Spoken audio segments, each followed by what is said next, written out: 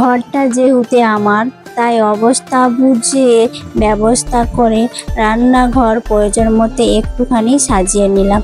তো চলো বন্ধুরা, আজকে সকাল সকাল ভিডিওটা স্টার্ট করেছি। আজকে ভোর আমি 4:30টায় উঠে গেছি। তো উঠেই দেখি উঠোনে না আম পড়েছে। তো বেশি আম তো নেই গাছে, তাও ওই তো দেখি 3টে মতো আম পেলাম, বেশ বড় বড়, আর একবারে হলুদ হয়ে গেছে আমগুলো। তো আমার গপু সোনাদের প্রত্যেক দিনই সেবা দেওয়াটা খুব ভালো হয়ে যাবে। Hello everyone and good morning, welcome back to my channel. আমি সবিতা কুয়েলি ওয়ার্ল্ড ব্লগ চ্যানেলে তোমাদের সকলকে অনেক অনেক স্বাগত আর ভালোবাসা। আশা করছি আজকের ভিডিওটা বেশ ভালো লাগবে। চলো বন্ধুরা, আজকের ভিডিওটা স্টার্ট করে দিয়েছি।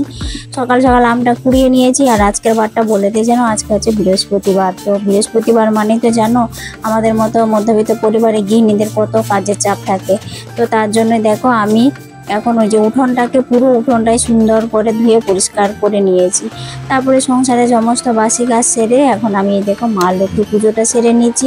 আর এখন যেহেতু মেয়ের স্কুল ছুটি, তো সেই জন্য সকাল সকাল পুজোটাই আমি দেওয়ার চেষ্টা করছি। আর যখন মেয়ের স্কুল থাকতো তখন না মা লক্ষ্মী পুজোটা আমি দেরি করে দিতাম, তো মেয়েকে স্কুলে পাঠিয়ে দিয়ে তারপরে দিতাম। আর এখন যেহেতু মেয়ের স্কুল নাই, তো সেই জন্যই তো সকাল সকাল পুজোটা সেরে নিলে মনটাও বেশ ফুল এনার্জি হয়ে যায় আর পজিটিভ থাকে। তো সংসারে সমস্ত কাজ করতে কিন্তু খুব ভালো লাগে তখন আর পুজোর আর টেনশনটা থাকে না। তো এদিকে দেখো মা লক্ষ্মীকে সুন্দর করে যেমন প্রত্যেক বৃহস্পতিবারে চান টান করিয়ে সুন্দর করে সাজুগুজু করিয়ে একবার পরিপাটিভাবে আমি সিংহাসনে বসিয়ে দিয়ে ঘরটাও বসিয়ে দিয়েছি। আর এই যে আজকে না গাঁদা ফুলের মালা পেলাম না, তো পদ্ম ফুল পেয়েছি, তো পদ্ম ফুল দিয়ে পুজোটা দিয়ে দিচ্ছি। তো এদিকে দেখো এখন আমার দেওয়া হয়ে গেছে, ঘরটা সাজিয়ে দিয়েছি ফুল দিয়ে। এখন সুন্দর করে ঘরটাকে আমি সাজিয়ে নিই। ঘরটা আমার আর সংসারটা যেহেতু আমার, তাই সংসার কাজ সময়ের মধ্যে কমপ্লিট করি। বলতো সময়টাকে আমরা ব্যালেন্স করে সংসারের কাজে ব্যয় করি, যাতে সময়ের মধ্যে সমস্ত কাজ সুন্দরভাবে গুছিয়ে পরিপাটিভাবে করতে পারি। তো যেহেতু ঘরটা আমার, তাই এই ঘরের মানে কী হলো সমস্ত কাজ আর অবস্থা বুঝে আমাকে ব্যবস্থা করে নিতে হবে। তো দেখো এখন আমি সুন্দর করে পুজোটা দিয়ে মা লক্ষ্মীর পাঁচালিটা এখন পড়িনি, মা লক্ষ্মীর পাঁচালি সন্ধ্যাবেলায় পড়ি। আর এই যে এখন দেখো এখন পুজোটা সেরে এবারে এই যে আম হচ্ছে বলে গাছে প্রত্যেক দিন আম দিয়ে সেবাটা দিয়ে দিলাম সব ঠাকুরে। এখন পুজোটা দিয়ে এখন টিফিন বানাবো। তো আজকে মেয়ের আবার আবদার হয়েছে যে লুচি খাবো। তো অনেক দিন ধরে আমি এইসব লুচি টুচি বানাচ্ছিলাম না, যেহেতু প্রচণ্ড গরম ছিল। তো আর এই তেলে ভাজা জিনিস খেতে কিন্তু ভালো লাগে মুখে, কিন্তু এই যে পেটের সমস্যা হয়, তো সেই জন্য সুস্থ রাখতে শরীরটাকে, তো সেই জন্য তো ওইসব খাওয়া তো ভালো নেই। আজকে বায়না করছিল বলে অনেক দিন হয়ে গেল, ওর স্কুল ছুটি পড়েছে, তারপর থেকে আমি বানাইনি লুচি। তাই আজকে ওই যে ময়দাটা মাখিয়ে রেখেছিলাম, সেটা এখন লুচি বানিয়ে দিয়েছি। আর ওইদিকে দেখো ঘুগনিটাও বসিয়ে দিয়েছি। কিন্তু এখন লুচিগুলো বানিয়ে এখন টিফিনটা করে নিই। আর যে সকল বন্ধুরা নতুন আজকে আমার পরিবারে এসেছো, তাদেরকে অনেক অনেক স্বাগত আর ভালোবাসা। ভিডিওটা দেখা মাত্র একটা লাইক করে পুরো ভিডিওটা কন্টিনিউ দেখবে। ভিডিও শেষে মিষ্টি কমেন্ট করে আমার পরিবারের মিষ্টি বন্ধু হয়ে আমার পাশে থাকবে। আর যে সকল বন্ধুরা বরাবরের জন্য আমার পাশে আছে, তাদেরকে অনেক অনেক স্বাগত, অনেক অনেক ভালোবাসা। তো এদিকে দেখো টিফিনটা বানানো হয়ে গেছে, আর এখন টিফিনটা খেয়ে নেবো। আর এখন কটা বেজেছে জানো? 10:30 মতো বেজে গেছে। তো পুজো করে উঠতেই তো আমার 1 ঘন্টা সময় লেগে যায়। যে ওই তো 9টার সময় বসেছি, 10টা 10:30টার মতো বেজে গেছে। তো দুপুরে সিম্পল রান্না করেছি, যেহেতু বৃহস্পতিবার সবই নিরামিষ।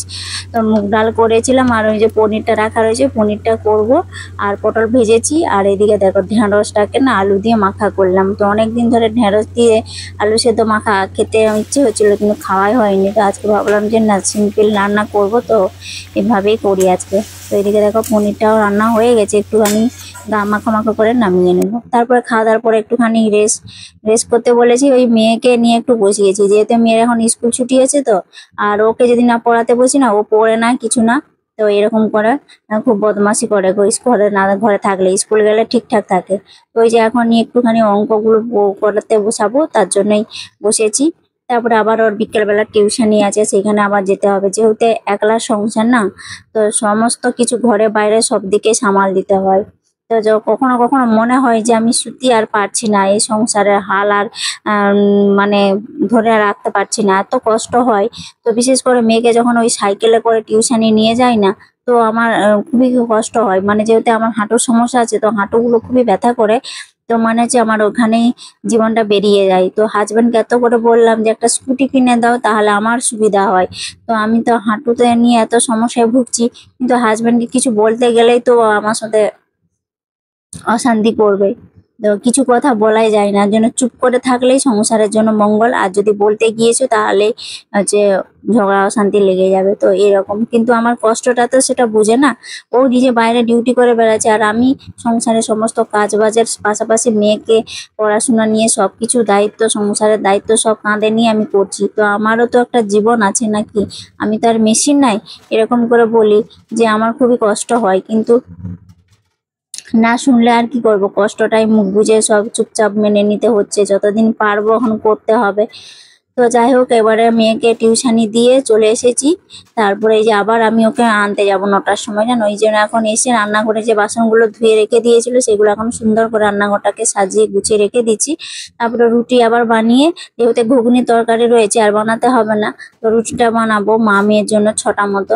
তো আবার মেয়েকে আনতে যাব। তো এই হচ্ছে আমার সংসারে প্রত্যেক দিনের এই ডেলি রুটিন, জানো। তো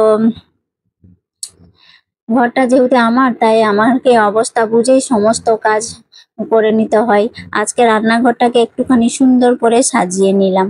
তো দেখো, এবারে এই যে আটাটা মাখানো ছিল, মানে এগুলো না রুটি করার সময় একটু বেশি বেশি করে যদি মাখিয়ে রাখি আটাটা, যে দুবেলার মতো হয়ে যায়, তাহলে অনেকটা কাজের সুবিধা হয় আর অনেকটা হেল্প হয়, জানো তো। যে যেহেতু একলা সংসারে সব কিছুতে একা হাতে একে করতে হয়। কেউ তো, যেহেতু এই সংসারটা আমার নিজের, আর কেউ তো আমার করে দেওয়ারও লোক নেই, কে বা করবে, তাই নিজেকেই করতে হবে যখন, সেই জন্য নিজেই একটু বুদ্ধি খাটিয়ে এই কাজগুলো করে নিই। তো এইদিকে দেখো, এখন 6টা মতো রুটি হলে হয়ে যাবে। তো সেগুলো এখন লেচি কেটে ভেজে নিব। তারপরে এই যে এখন কটা বেজেছে জানো, 8টা। আর প্রচন্ড যা গরম পড়েছে, আজকে কিন্তু বৃষ্টি হয়নি আমাদের সন্ধ্যেবেলাতে। প্রত্যেকদিন কদিন বৃষ্টি হচ্ছিল, আজকে আবার বৃষ্টি হয়নি। তো সেই জন্য আবার সে প্রচন্ড গরম। তো বৃষ্টি হলেই ভালো, ওয়েদারটা ঠান্ডা থাকে, আর বৃষ্টি না হলে প্রচন্ড গরম পড়ে যায়। তখন মানুষের মানে কোনোটাই সহ্য আর হয় না। অতিরিক্ত হয়ে গেলে তখন মানুষের বলে এত বৃষ্টি হচ্ছে, আবার না হলে আবার বলে এত গরম করছে। মানে সব জিনিসটা প্রয়োজনের থেকে বেশি হয়ে গেলে মানুষের মানে বিরক্তি ভাব চলে আসে, এরকম।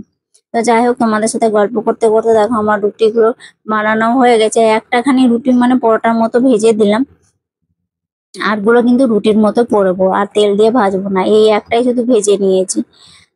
তো যে সকল বন্ধুরা ভিডিওটা দেখছো, ভিডিওটা যদি কোনো অংশ তোমাদের ভালো লাগে, তাহলে বন্ধুরা প্লিজ আমার চ্যানেলটাতে সাবস্ক্রাইব করে আমার পরিবারের নতুন বন্ধু হয়ে আমার পাশে থাকবে।